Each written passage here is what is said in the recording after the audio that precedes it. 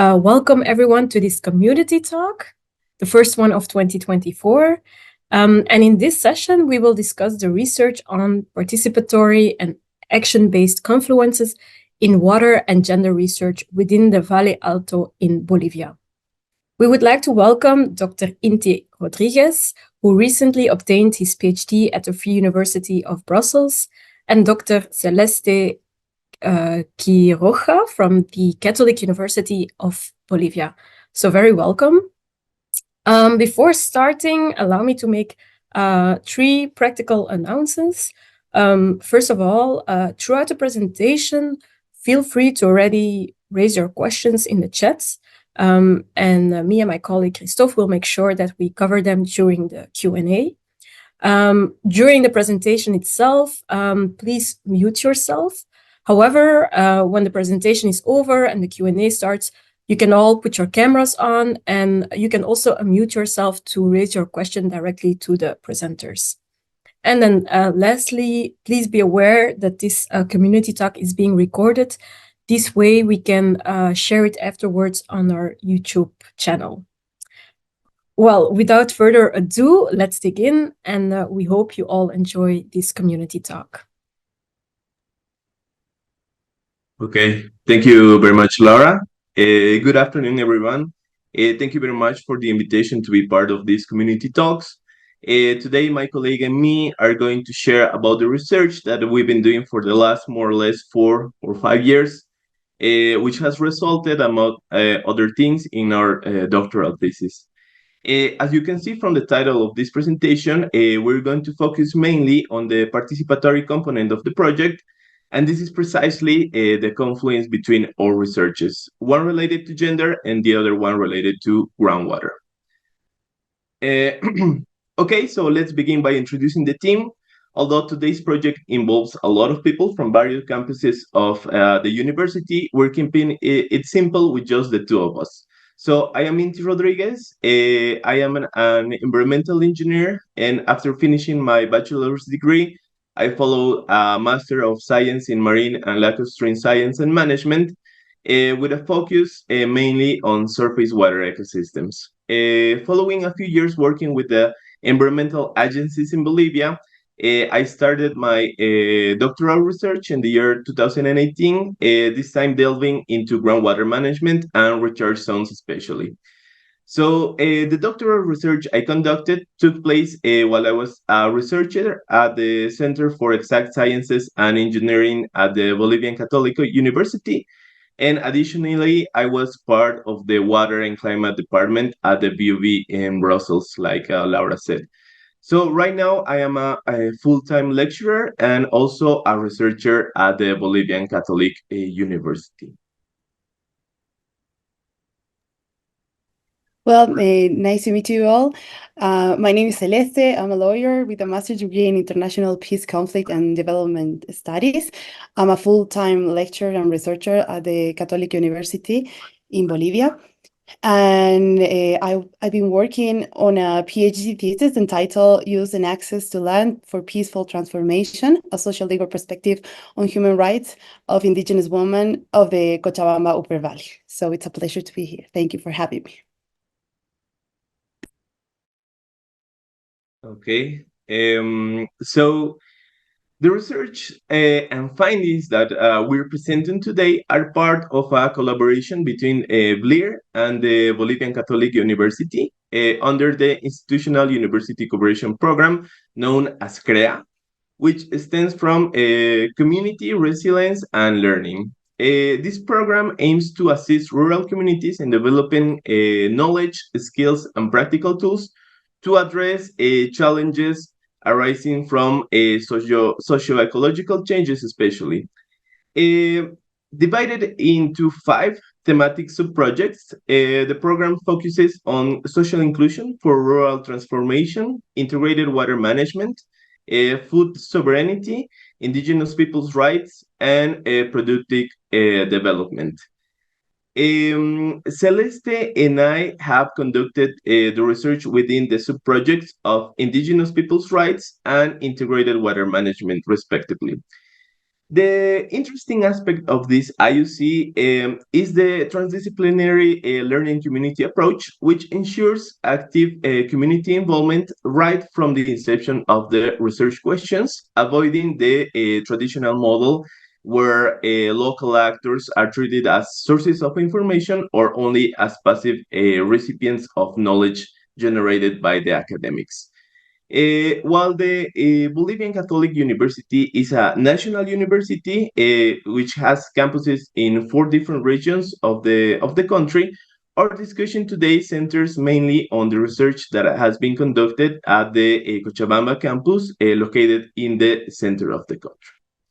So the research conducted by Celeste and me has taken place in the Valle Alto Basin, specifically in the Carcaje community and also in the Tiraqui municipality, respectively.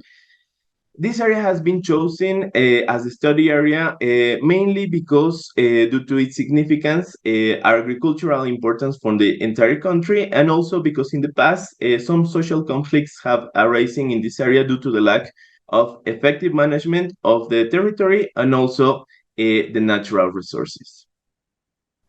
So in that context, I'm going to share with you the main characteristics considering the participatory component. It's important to tell you that the fieldwork was carried out in my research, especially based on the participatory action research methodology.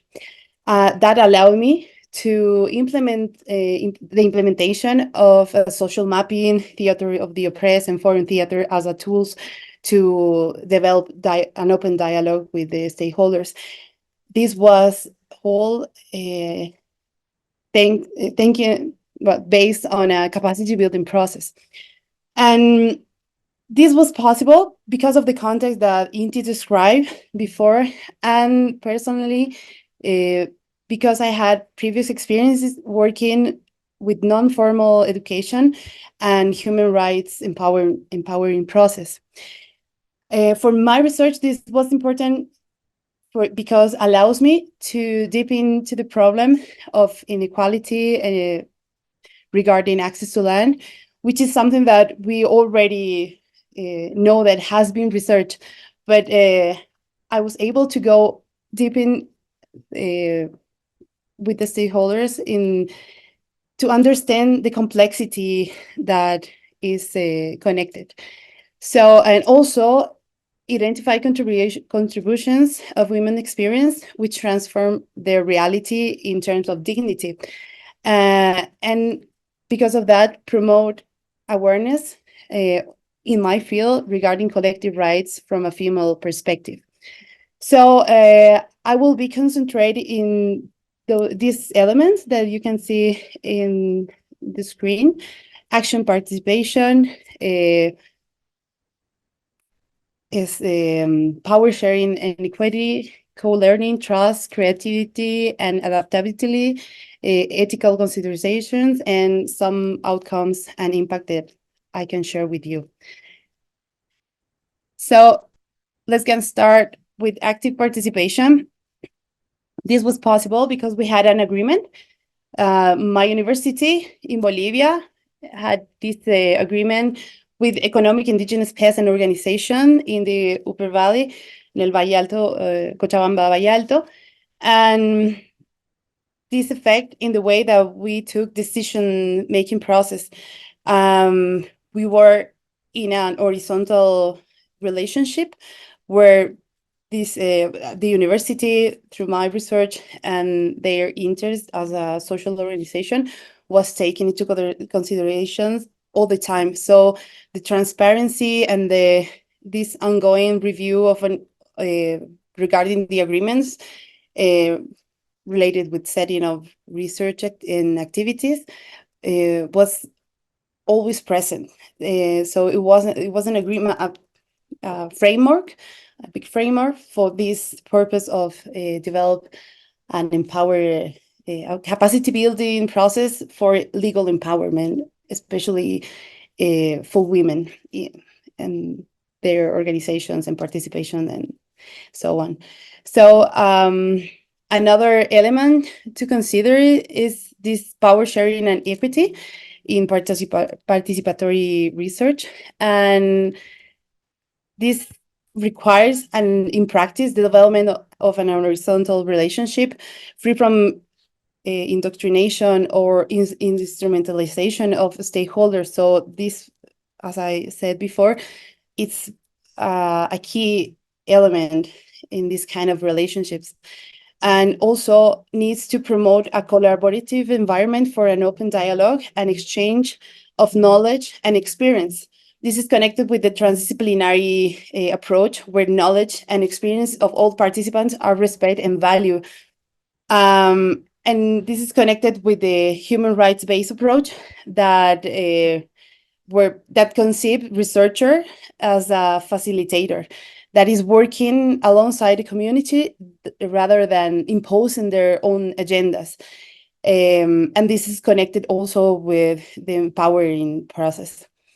The element of complexity was important because as a researcher, makes you aware that, for example, in my case, there's a multiple identity marked by discrimination, history, gender, and patriarchal beliefs, just to mention some of them. And also allows me to consider the opportunities that stakeholders are creating based on their capacity of linked with the associations, creativity, and sorority.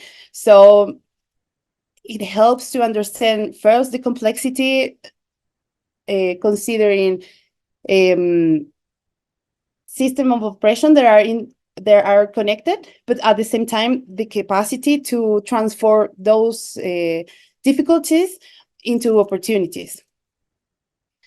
Another element is this co-learning, and we took that into consideration based on this capacity building process that was based on of the agreement that I mentioned. In a way, I can summarize this that there were 3 years of training based on the needs of women members of the Department Network of Economic and Peasant Organization in the Upper Valley. And also, again, the purpose of this was empowering women into their own organizations. The topics were reviewed at each stage. Each year, we had these meetings where we developed the necessities of them, and we were working with this project based on that in this communication and open dialogue. The way to do it was implementing non-formal educational methodology, and also this process, and particularly these spaces, allowed me to implement tools like theater and social mapping, thing that I couldn't be able to do it without this process, like not just consider it as a workshop that without a process, the understanding, right? So for example, another thing important to have this, where I had this opportunity, was that I was able to have an instantaneous feedback, for example, for the groups conclusions when we were working in some activities.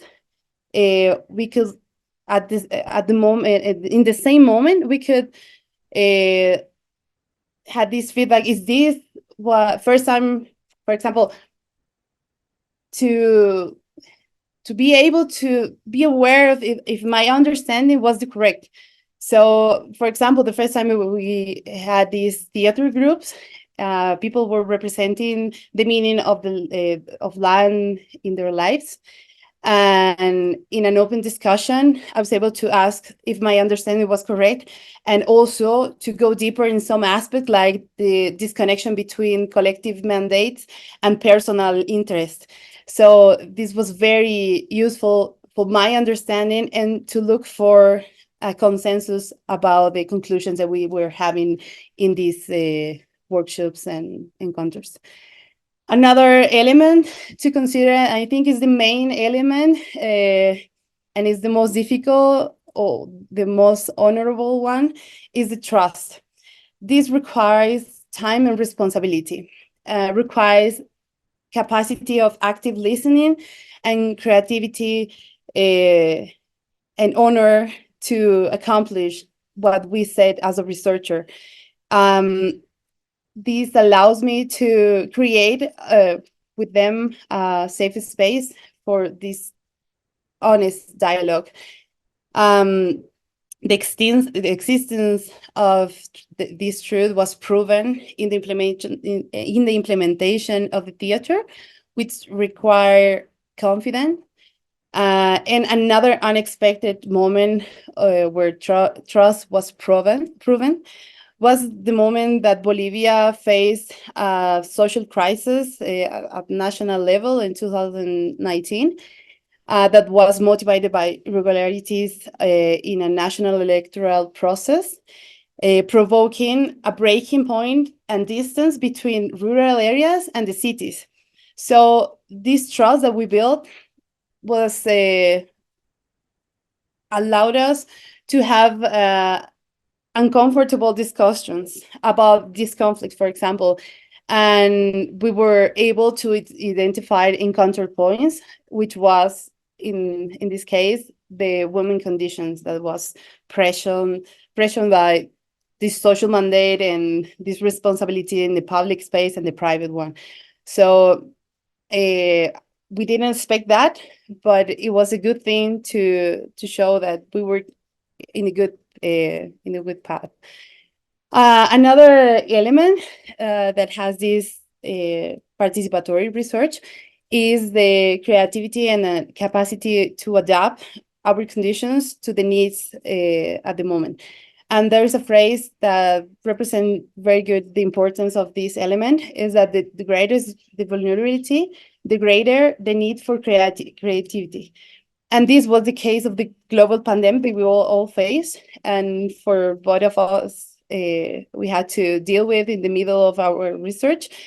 Because of the process was held by a mutual agreement, it was easy to reframe the encounters and this capacity building process with smaller groups on the field, reframing based on mutual goals. For example, these pictures that I'm showing right now shows one workshop that was reinforced with their own organization, and at the same time that we were working in this capacity building process, we were reinforcing their organization, and the board, that a new board was inaugurated in that moment. So we were able to, with flexibility, have this, and again, capacity to address a very difficult moment with an open mind and looking for a point where their needs and the responsibility to carry on this process was successful reached. Another consideration that's really important, and it's at some point it's obvious, but not always, is the ethical element. We all know this informed consent and necessity of respect to confidentiality where it's asked. But in my case, a way to deal with this and to protect their identity was working with these images that were like inspired in pictures that we had during this process. And also to use it when childs are involved, because our workshops, they were present also because the women responsibility doesn't change if you are working or you are in the market or if you are in these workshops to capacity building. So I had this agreement and consent to use images for my thesis and for the dissemination of results like this presentation. But in the development of my book, my research, I have these images that are using to present who are the characters that were involved in my research. Another ethical consideration, and specifically for me, that I was working with gender, it was the fact that as a researcher, we cannot shake things, even though we want very often. It would be very responsible to shake things and then go away. So this is connected with the role that we had to address as a facilitators, no, giving the tools, but the responsibility to change structures and to fight for them, it's from the stakeholders by themselves. And I think that if we don't do this, we can easily go into this very dangerous place where we become, without asking, without wanting to, we can become in new forces of oppression. So this could be applicable not just in gender issues, in general. When we are working with people, we have to be very aware of this and be responsible about it. And a way to do it, to be careful with this, is to keep in mind that we are part of this empowering process and purpose. And we are like a guideline, like a ally, but we are not in the center that the protagonist has to reach. Finally, as outcomes and impact, I can share with you that this process considered not only participation but also action has been held after my research finished. And I think if you work with this participatory research, you have to keep in mind that it's not just your research. It's not just that the purpose of your work. And in my case, we were able to, with the women organization, to present a proposal for a project and that aims to drive positive change and address social change in their realities. So our previous work, was orientated to action afterwards. This was held by the project named entitled Aini de Mujeres with the International Forum of Indigenous Women. And the main goal was to strive to produce actionable outcomes that can lead to tangible improvements and in the lives of this group of women. We were able to create two short movies, that they were the ones who were filming, creating. So this also was like a point of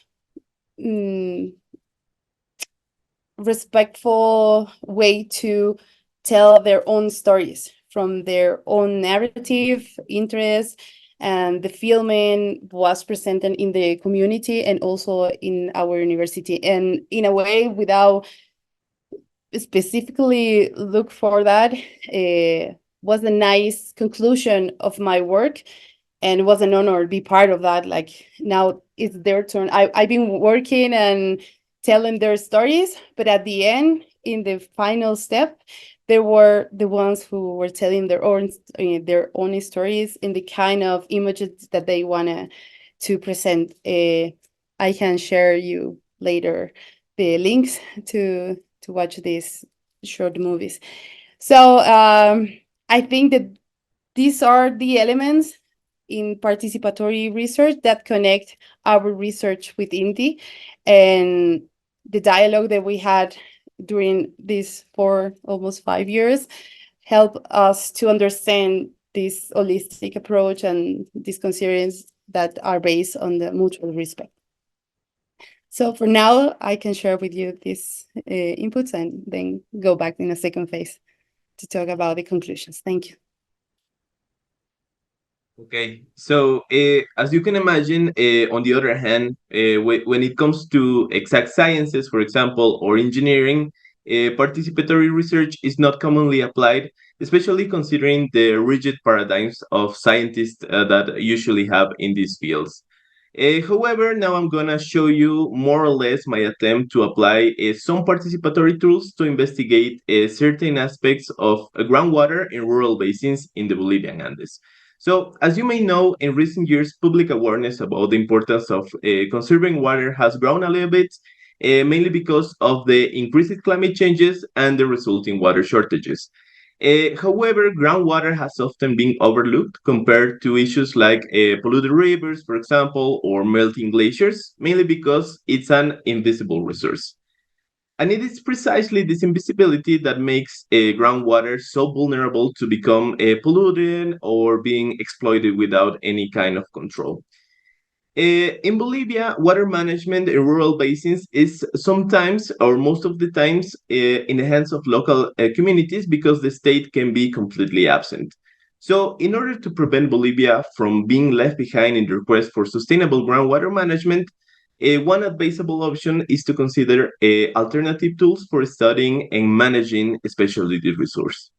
In this context, we refer to alternative approaches when we talk about approaches that are, for example, cost effective, making them more accessible and more affordable for communities in developing countries, enabling community participation, for example, which can increase the understanding and also the support for sustainable management and ensuring that the decisions are going to be based on local knowledge.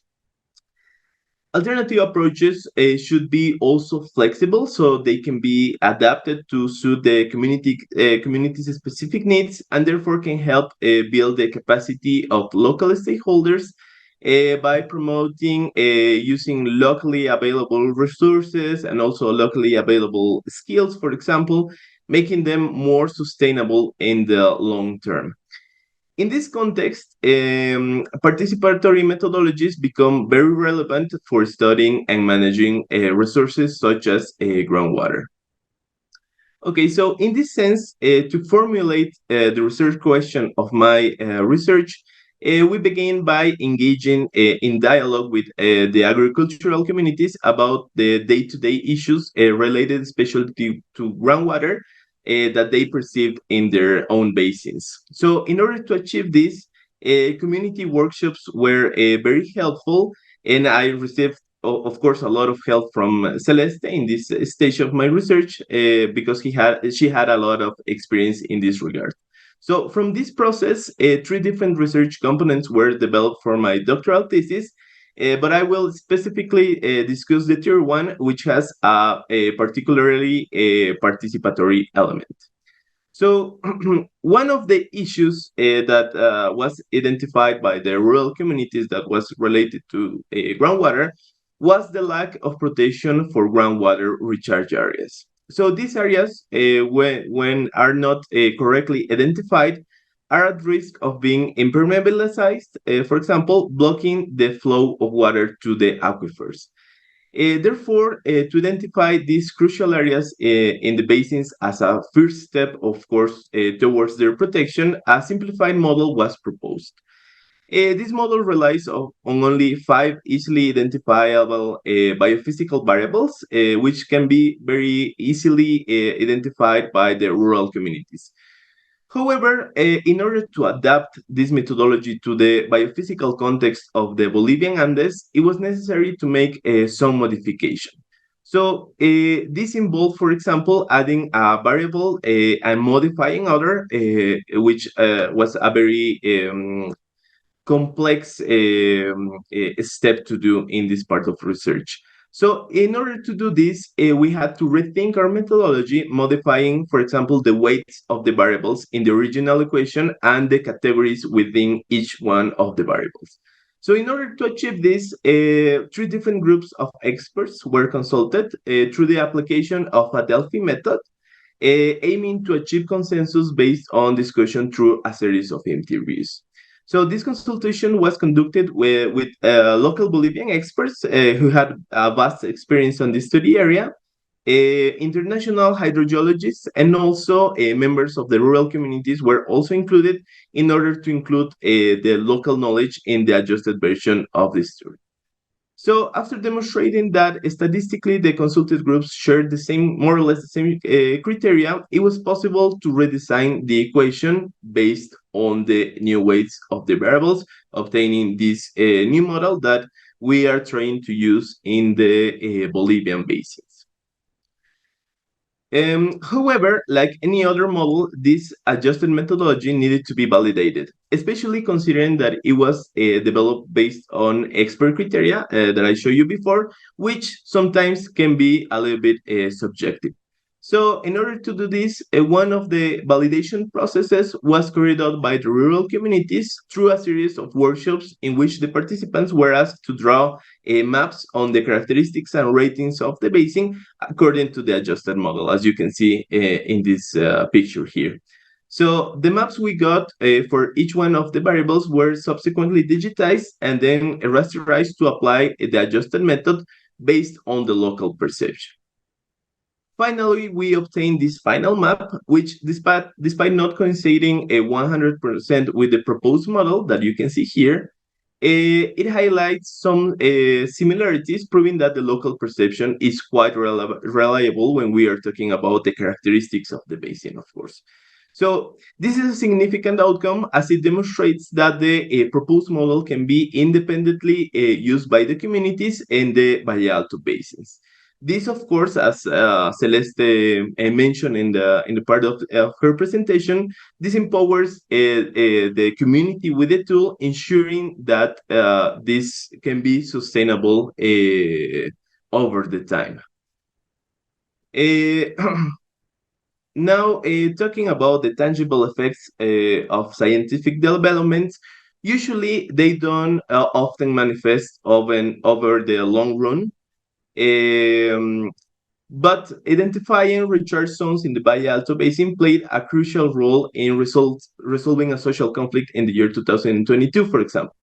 So, in this particular instance, the research served as a compelling evidence to stop the arbitrary establishment of a sanitary landfill in one of the municipalities of the Valle Alto called Sacabamba, based on recognizing a significant groundwater recharge zone with this area. So, this was actually a very important input that we got from this research, showing us that even by doing these participatory methodologies, which sometimes cannot be, sometimes the scientific community don't really understand, we can obtain very tangible impacts and results, as you can see, that have implications in policy, for example, and the decision making of regarding the territory and the natural resources, for example.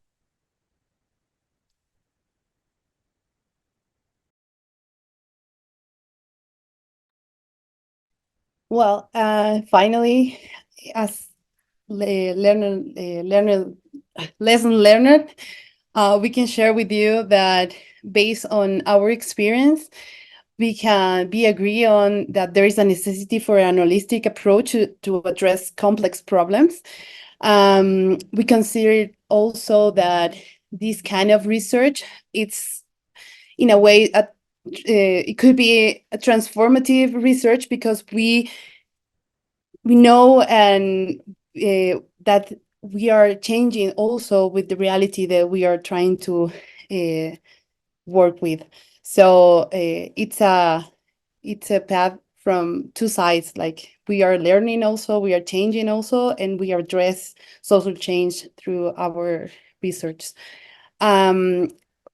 As a potential of this kind of research, we can conclude that this kind of research can allow to connect local research for a global impact, since the recognition of unified voices based on these vulnerabilities, but also with the other side looking or claim social justice and daily dignity. Finally, Inti was telling about this just 1 minute ago, that the sustainability or the impact of this type of research is determined by the building process that generates. So of course, these are like topics that we can keep conversating. So in a way, summarize what we have learned in this journey.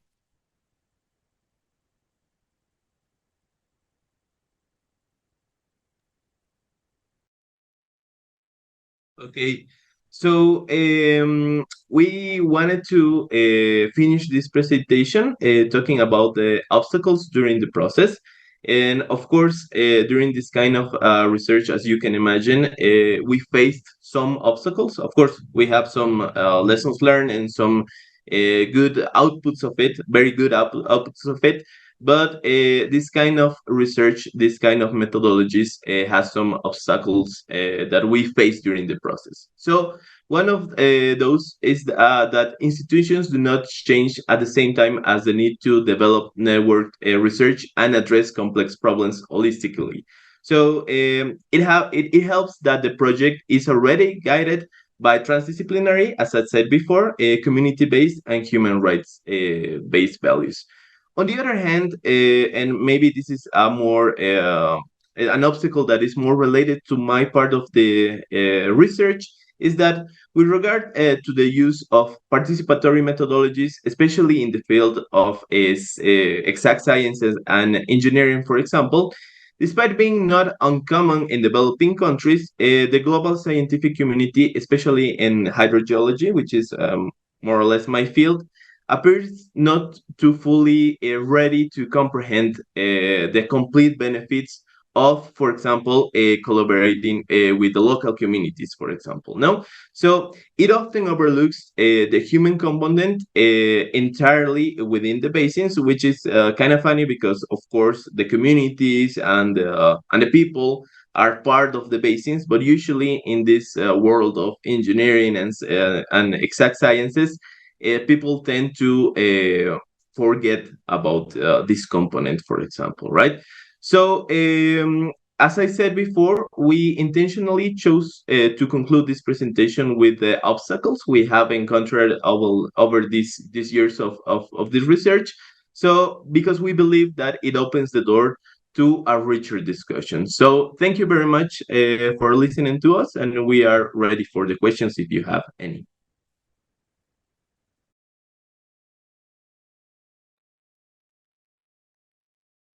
Thank you both, Inti and Celeste, for the very interesting presentation. So yes, indeed, if there are questions in the audience, feel free to put your camera on, to unmute yourself, and to direct your questions to the presenters. I see in the chat there is one question, so let me raise it. Can you please give a deeper detail of the participatory methodology for the identification of recharge zones? What were the guide questions? How did the stakeholders draw the map? Okay, thank you very much for the question. It's a very interesting question. Maybe I went a little bit too fast in this part because I didn't want it to make it complicated. But definitely, talking about the questions, for example, that we asked in the interview, they were related mainly to the variables that we were using inside this equation. So more or less, we asked the people more or less. They were actually the same questions for the three groups. So we used the same questions for the rural community, the international hydrogeologists, and the Bolivian experts. So we asked more or less what were the perceptions about the influence that each one of these variables had on the process of infiltration, for example. And it's very interesting to see that we can see that we have three very different groups, like international hydrogeologists and also the rural community. But we saw that actually the answers were more or less not exactly the same, of course, but they shared more or less the same criteria. So this showed that the local communities have a very important knowledge about these natural phenomena and processes, which of course it doesn't really surprise us because they are the owners of those basins. They live in those basins, and they are of course, with the community that I work with, they are irrigators, so of course they know about the water processes and all the characteristics. So the questions were more or less related to that kind of questions. So we were able to actually change the weights of the variables that you can see from this original equation to the adjusted equation, just based on the ratings that people were putting on the different variables. So, taking into account this, so these were more or less the question of the interviews. So, once we had several workshops with the communities and meetings with the leaders, especially, but not only with leaders, but also with the whole communities, it was possible for us to go to the second step of this process, which was drawing the maps with them, right? So once we got to a point that we were more or less in the same page, talking about the same characteristics of the basins, people really understood what we were talking about with the variables, etc. And because they know the basins they live in, it was very easy for them to draw the characteristics of the basins regarding the variables that we discussed during several months, because of course these workshops took more or less like a couple of years in order for us to really agree and to really be in the same page, especially considering that the community leaders, for example, were changing constantly, so that was a little bit difficult. And also considering, as Celeste said in the presentation, that we faced the global pandemic in the middle of this research, right? So it was a long process, but at the end we were able to came out with the output of the maps, which help us to identify the recharge areas. Thank you for the question. Thank you for the response. I will ask the audience again if someone wants to direct their questions or raise their questions directly to Inti or Celeste. If not, I still have a couple of questions here. Maybe I will start with one that is also referring to this slide, quite scientific. How come that the weight of the adjusted equation do not sum to 1? Okay, maybe this is a very technical question for me. Well, maybe it's not it's exactly 1, but it should be around 1, definitely. So, of course, this was a very not really, but yeah, really complex process. Of course, when we had the equation with only 5 variables, and then we decided to add another variable, which was in this case the spatial distribution of rain, which was actually very interesting for us to consider, because the original methodology was developed in Central America, for example, where the characteristics of the topography, for example, is very different from the Bolivian Andes. We really needed to consider the spatial distribution of rain. So because of this, we added this 6 variable. So exactly because of this, because we were adding another variable, we needed to, of course, change the weights. We needed to reweight the variables, we may say. So I mean, they maybe they are not exact 1, but it's very close to 1. I hope I answered the question. Maybe it was a little bit technical, but yeah. There is one more technical question I'd like to raise, and then we'll go maybe more to non-technical question. But first, what kind of statistical technique will be used to analyze the data gathered from the communities? Or how do you sample the respondents? Okay, so this is also technical. The statistical analysis that we used was a non-parametrical test called the Kruskal-Wallis test. I'm not an expert on statistics, so don't kill me on this. But the type of test that we used is the Kruskal-Wallis one, where we test if the responses from the three different groups share the same criteria. Because, of course, we are trying to put an equation together, and we are dealing with three different groups, as I said before. So this test, what is trying to show is that they share the same criteria. Of course, if by the statistical test we proved that the groups didn't share the same criteria, we couldn't come with the numbers that we are presenting in the equation.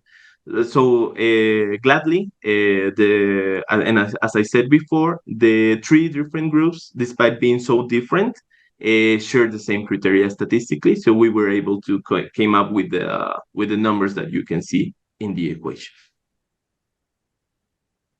Okay, thank you. Another question in the chat referring to the last slide. The question is, when talking about institutions that do not change at the same time, do you mean that innovative transdisciplinary participatory methodologies are not always broader accepted within the higher education institutions? Or do you mean they're not accepted from actors outside the university? Like, who needs time to maybe get familiar with this approach? Celeste, maybe you want to answer this one? Okay, yeah. And you can help me with the specific examples. No, definitely we refer to higher institutions of educational institutions because universities are organized based on disciplines, and it's hard to work interdisciplinary in an interdisciplinary way, and it's harder to work with this transdisciplinary approach. The institution has to change to understand that we need more dialogue between disciplines and especially with the local communities. With local actors, it's great actually, because for example, also you are able to overcome illiteracy, different kind of levels on illiteracy, so that's not a problem. And also in language, the majority of people who are living in the Uber Valley,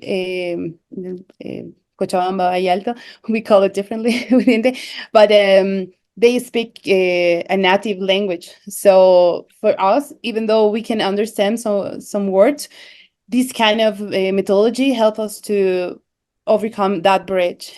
So I think it works perfectly with local actors, in general, in stakeholders.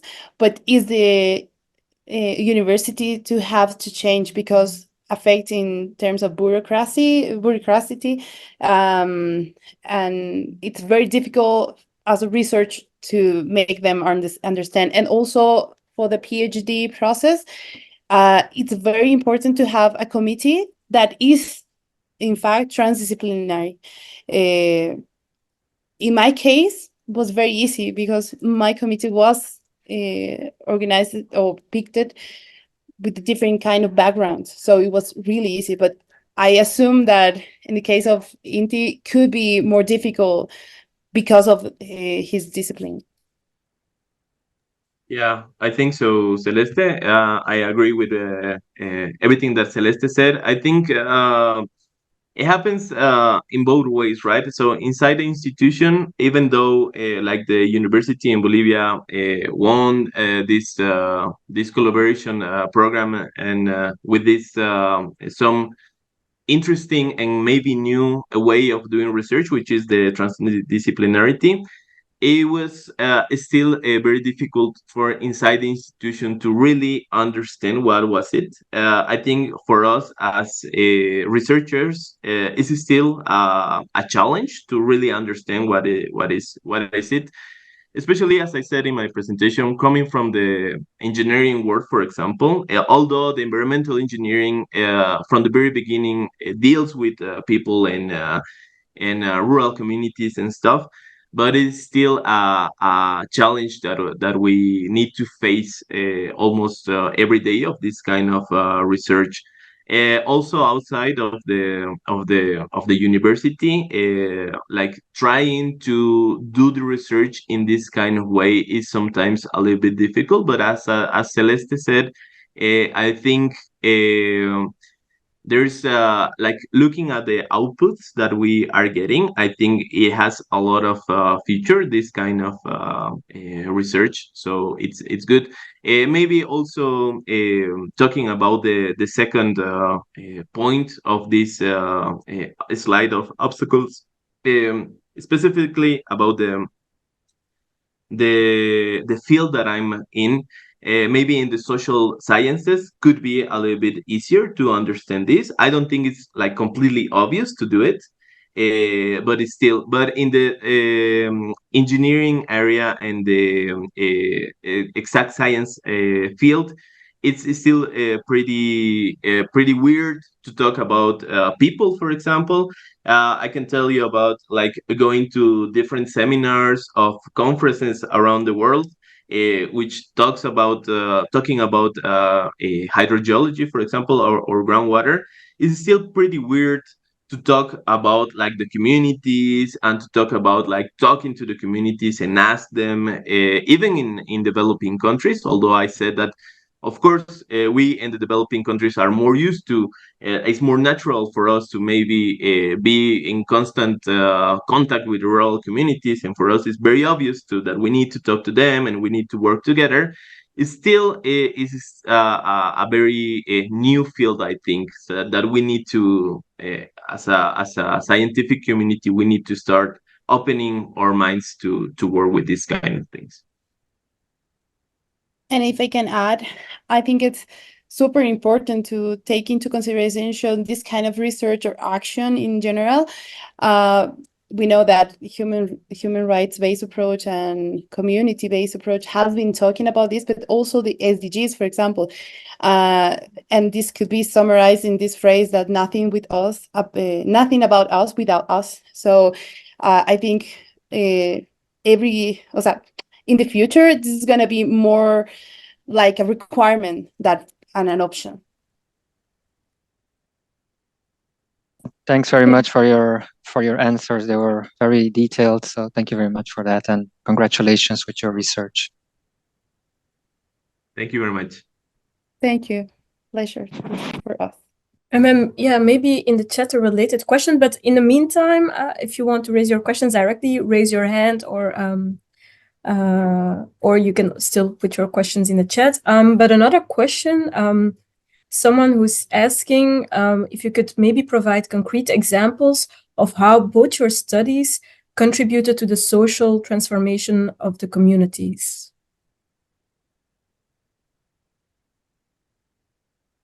Okay. Celeste, maybe you can start. Okay. I think it's a very interesting question. I think we both have some different answers for both for the question. So Celeste, you can go. Mm-hmm. Yeah. Of course, that is very pretentious to assume that we have changed things like in a. I mean, I don't want to be pretentious, but because I know which are my limits, but it was my effort to be committed with this group of women farther than just my research. So an example, and that's why one of the learned lessons was this, that the change of the level of change, the social change that you can reach with this kind of research is based on the level reached in this empowering duty, right? So in my case, as an input that I can share with you, it was a big deal to once that I finished the research, my work with them still go on, and we were able to present in this international fund for a small project. And in this experience was based on food sovereignty. It wasn't my research questions, it wasn't related with my research work, but it was like an input, like an value that was implied in all the things that I was able to show, that the access and the use of land in this group of women connected with other at the international level. They were working for these values like food sovereignty and food security and dignified lives based on the daily basis. So it was the first time for them that they were the ones who were presented as not as a secondary stakeholder, but they were the ones who presented this project. And I involved the university as as an ally in terms of transparency and I lost the word. When you are taxes responsible for taxes and the things that are related with the finances, because they weren't capable of do that part, but they were the one who said, okay, we want to do this, we need help in this matter, let's go into work in a project, a common project. So I was helping on that with that issue, and we won. And I think that is empower, because they were very used to be the one who are the beneficiary, no, sorry, and not be as the protagonist in the projects that they work. So I think that was a good experience for me and for them, and also for the university, because I was able to say, okay, if you believe in my research, you have to support this like a startup. So for me, that was important. And in a way, it's changing the power relationship in their community. They are more respected. But I cannot say that, okay, I change everything. No, I was responsible for the work and the conclusions that I believe in my research. Yeah, also adding to Celeste, I think, yeah, as she said, I think it could be a little bit arrogant from our side to maybe say that we really have some like a big influence, but I think, as you can see, there are some some steps that we are doing, which are in the right way. I think, especially talking about groundwater and the managing of groundwater through this kind of methodologies, the outputs generally are gonna be being seen in the long term, especially. But I can say, for example, that at least with the communities that I work with, the groundwater as groundwater and the recharge areas, for example, the management of recharge areas are already in the local agendas, at least, right? So maybe like working with the management of groundwater and recharge areas is something that is we still need to work on, and probably the results we're gonna see it in maybe 10 years or something like that. I can see that in the local meetings, for example, it's already in the agenda. So I think that's a good thing. It's the small steps that we are doing, but I think the results we're gonna see them in the future. Okay, thank you so much, both of you. We're gonna leave some room for one last question. I see that Lucia already put her camera on, so feel free to raise your question yourself. Hello, thank you so much for giving me the last question. I'm really interested about the research that you both are doing. I am from Bolivia as well, and I received also a scholarship of 2 years to study in Belgium. And my question was regarding how being from as a researcher from the university, like the Catholic University or University of Bolivia, give you like you're carrying that role as well, representing the university, right? And how this is like received by the community or local actors, because the university, at least as far as I understand, represents like it has a position in the national level. So I wonder what is like the repercussions that this might have to the community. The last question was that you were answering before. It was regarding to how the identification, because sometimes as a researchers, I think we have this willingness to explore something, but it's not really what the community needs or what they really want to explore. So I was curious about what were the challenges to connect your personal aspirations to what actually the community needs. I think you answered in the presentation a little bit, but somehow I see disconnected as being from this institution, and also to have your own research with the needs and the perspective of the community. I don't know if I how to say, mix different concepts or questions, but it's like the thing I would like to ask. Thank you. Well, you will guide me if I understood correctly, but I was mentioning this uncomfortable moment when we had this distance between cities and rural areas, and that was an example. And I think that that could be a crisis point, personally in my research. But because I was working this tool of the theater of the oppressed that is played by for the purpose of transformation of conflict, I was able to say, okay, this is the conflict, let's talk about it. And because I think that this approach, participatory approach and action research saved me, because otherwise I wouldn't be able to go on in my research, and it would be super difficult.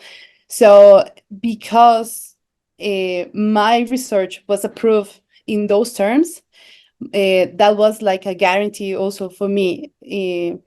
For example, I could be listening different kind of opinions inside of my university, but my proposal was like my guarantee to address in this way my research. So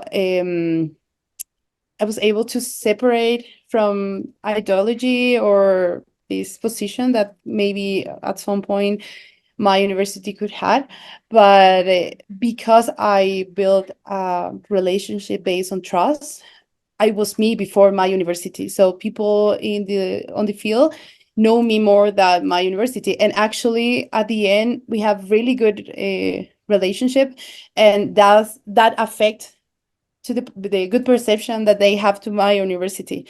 So for example, this project that we at the end we were working on, the AINI de Mujeres, was possible because they wanted to do it with us. I was helping them because, and I was trying to look for another kind of co-partner, because my university is very vertical and there's a lot of bureaucracy, and it would be easier if they had choose a different kind of ally. But at the end they said, no, it's easier with you, we want to keep working with you. So that was like a good thing to know, that okay, it's going to be hard for me because I have a lot of administrative procedures, but it was like, okay, so you trust in me, we can keep working on. And so I think that this kind of approach saved me and allowed me to work in beside, or yeah, in a different kind of position that my university could have. But and also the human-based approach, the human rights-based approach, it's like that. Like I'm able to argue that this is important for my research methodologically, and that gave me strength to keep going. Yeah, maybe if I can add something to that. Thank you very much, Lucia, for those questions. Are very interesting.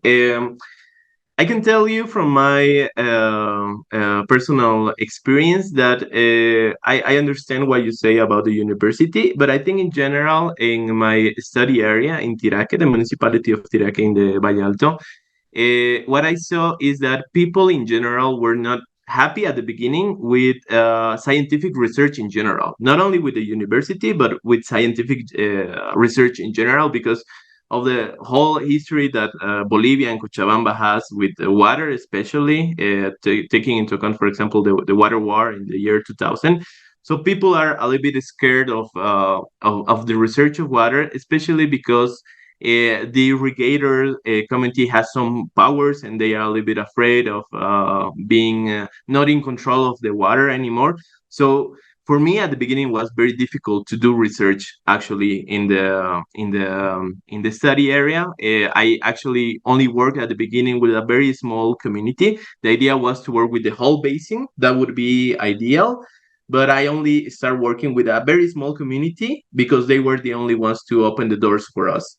So, like Celeste said, working in the trust from them to us, like working in the field for these 4 years has helped us to gain the trust of the people and to make them know that the results, for example, of the research are for them because the basins are theirs, right? They live there. So we already share the results of the researches with them. All of the results are in their communities, so they are start using it. So I cannot tell you exactly from our university, but in general, doing research about water was very difficult. And I don't remember. Okay. The other question is also very important, very interesting, because as you said, it's very typical from the academic world to go and ask a question without really knowing the local reality there. And that was actually what was happening to us, because we went there with some assumed questions, especially when we were talking about the whole Valle Alto basin. There are some problems in the lower basin that are not exactly the same problems that are in the high part of the basin. So we went with that idea, and then we realized that they had very different problems. So we needed to erase the original questions that we had, and then that's why I said at the beginning of the presentation that we actually went there and asked them, okay, what are the problems, right? Which sounds very stupid and very obvious to do, but sometimes it's not as obvious for the academic world. So we went there. We had like I think we had like 3 different workshops when we actually asked what were the important questions, and based on the reality, on their reality, we were able to ask the research question. So it was a very, very, very good questions, Lucia. Thank you. And also, sorry if I can add, following that line. Sorry, yeah, very shortly, maybe, yeah. Yeah, no, only thing, if you ask for problem, I think you have to be aware that you cannot say, I'm going to solve it. Okay, so to build that trust, you have to be very careful to say, what are you able to deliver later? So you have to be very careful to not make big expectation that you cannot achieve. That's all. Yeah, thank you. And yeah, it's something, I think it's really nice and inspirational what you did, and it shows the relevance of involving your stakeholders, not at the very end of your research, but yeah, involving them from the beginning and throughout the entire process. So thank you both. Thank you everyone present for attending our community talk. And thank you for your participation, for your questions. We believe it's always very useful to share experiences and insights. So thank you for that. And special thanks, of course, to our speakers, Inti and Celeste, for your insightful presentations and discussion afterwards. And again, this research really shows the importance and let's say the future of participatory research. So as announced in the beginning, this presentation or this webinar has been recorded, so you can watch it afterwards on our YouTube channel. And allow me to already welcome you for our next community talks that will take place on the last Wednesday of February 28th.